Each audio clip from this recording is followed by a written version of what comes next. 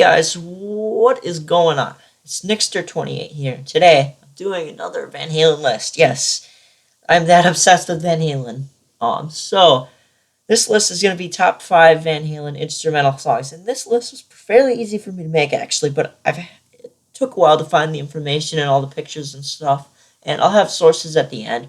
Now, disclaimer, none of this I own. This is all either owned by the band or the respected sources that I cite, so yeah. Now that I'm getting that out of the way, let's begin with the list. So at number 10, we have Torah Torah. Now this is the 5th track from Van Halen's Women and Children first album, and it's about a minute long. It's 57 seconds to be exact. So there's a wind sound effect followed by a dive bomb in the beginning. That's really cool, I think. I like that. I saw in the comment section of a YouTube video that this sounds like it's inspired by Black Sabbath, who the band used to open for on tour. And it sounds like doom metal. That's why I'm saying it's inspired by Sabbath. Let's see. And Edward Van Halen originally called this song Act Like It Hurts. So yeah, this is a really cool instrumental. I like it. It definitely deserves the number 5 spot. Still, it's a little bit, the only problem I have with it ends kind of abruptly, but then it goes into the next song on the album, which is Loss of Control. And I read on Van Halen News Desk, which is one of my sources, that it's played backwards, or it's played differently it's played differently live than it is on the album. So that's kind of interesting. So let's move on to number 4. And this instrumental, I was debating putting this lower on the list, but I think it deserves to be number 4. Sunday Afternoon in the Park from Fair Warning. This is 2 minutes long, and it's the 8th track off of the album. As you can see from the picture there of the back cover of the album. So this instrumental is kind of odd. It's Eddie uses a Electro Harmonix micro synthesizer, and it has it has the synthesizers with guitar playing, and it's got drum trade-offs from his brother Alex. It sounds really, really dark and moody. It's probably the moodiest instrumental they've created. Basically I read that it's described as a monster coming out of a swamp, which that's a really good description of it. And I've heard people say that it sounds like Eddie's fighting with his wife at the time, Valerie Bertinelli, who's a pretty famous person. So this instrumental, I like it because it's moody and it's really dark, and it's really a dark masterpiece. That's how I would describe it. So yeah, awesome instrumental. Sunday Afternoon in the Park. I would check it out. Definitely check this one out. All right. Number 3 is Spanish Fly from Van Halen 2. This is a minute long. It's track 7 on the album. And this instrumental has a cool story. Ed came up with the idea at producer Ted Templeman's house during a New Year's Eve party, ironically. And it was just New Year's Eve recently. So this is kind of ironic. This is New Year's Eve of 1978, though. It was just New Year's Eve of 2016, and it was about to be 2017. And then it was about to be 1979 at the time of this. Occurrence. So yeah, he basically came up with the idea at Ted's house. He was surprised. Ed's producer was surprised he could play acoustic as well as electric. That he could play it as well as electric, and suggested he write an instrumental for the next record, which would become Van Halen 2.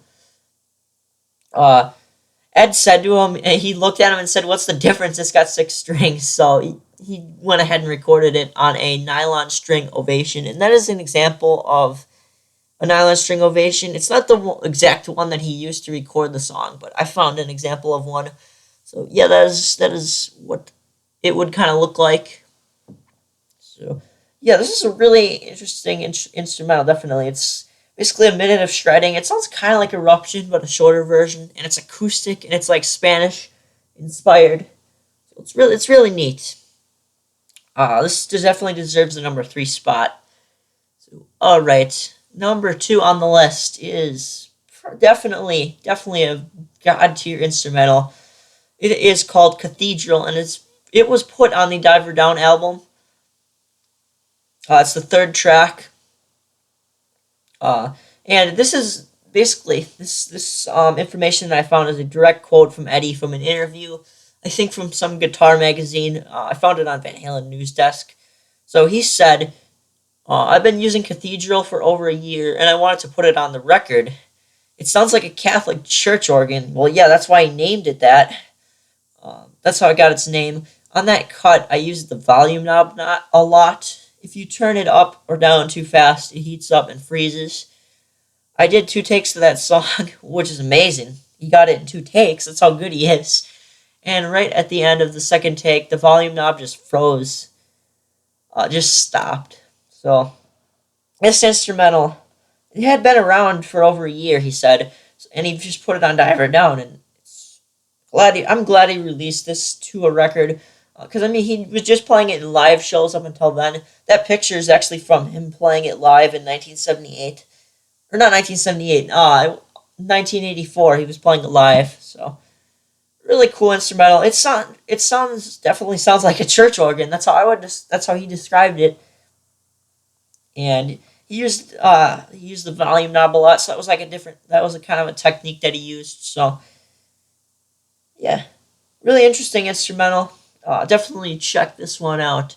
And the next one, a lot of people probably know this is going to be number 1.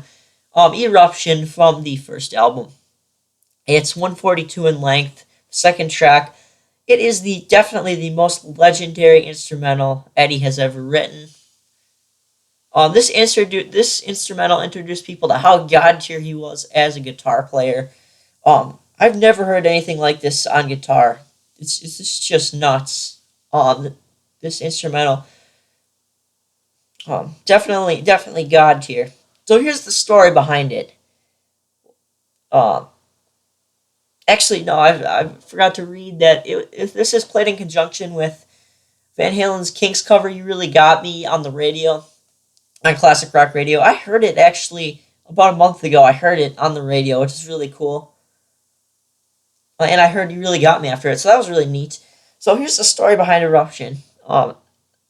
It's a strange story. While we were recording the album, I showed up at the studio early one day to warm up because I had a gig on the weekend at the Whiskey A Go-Go, which is a club on the Sunset Strip in LA. Yeah.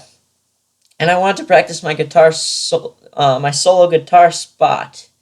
Our producer, Ted Templeman, happened to walk by, and he asked, "What's that? Let's put it on tape." He played it 2 times. Again, he played it 2 times, just like with Cathedral, which is nuts. And he kept the one that seemed to flow. Ted liked it, and everybody else agreed that we should throw it on the album. So that would be Mike, Dave, and Alex agreed that they should throw it on the album. And he said he didn't even play it right. There was a mistake at the top end. Whenever I hear it, I always think, man, I could have played it better. That's just crazy. This instrumental is definitely my favorite of all time. The story behind it is crazy. When you actually hear it, it's crazy, and it's just legendary. All right, and he's using his iconic Frankenstrat guitar, which is pictured there.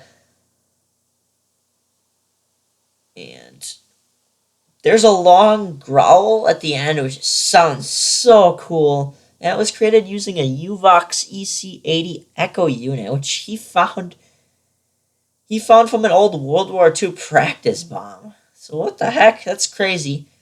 And he picked that up from a junkyard. Wow. The Uvox works like a cartridge. Works off of a cartridge, like a tape. So it's similar to an 8-track. So that's kind of cool. And one last fact about this. A lot of people probably heard this. Stewart played Eruption in the Minions movie. I thought that was really cool. This probably introduced a lot of people to Eruption for the first time, actually, because a lot of people nowadays probably don't even know what Eruption is. So if you watch the Minions movie, you know this instrumental. So it is absolutely legendary. Definitely check it out. This is just god tier. That's all I can say. It's absolutely god tier. Amazing. Yeah, I don't know how much more I can praise this instrumental. But anyways, hopefully you all enjoyed this video. Hopefully everybody had a great Christmas and enjoyed their New Year's celebrations. It's actually the day after New Year's today. So, yeah. Hopefully everybody enjoyed the video and have... I'm looking forward to the rest of 2017. So, yeah. See you guys in the next video. After I click on my sources. There's my sources. Alright. Bye, guys.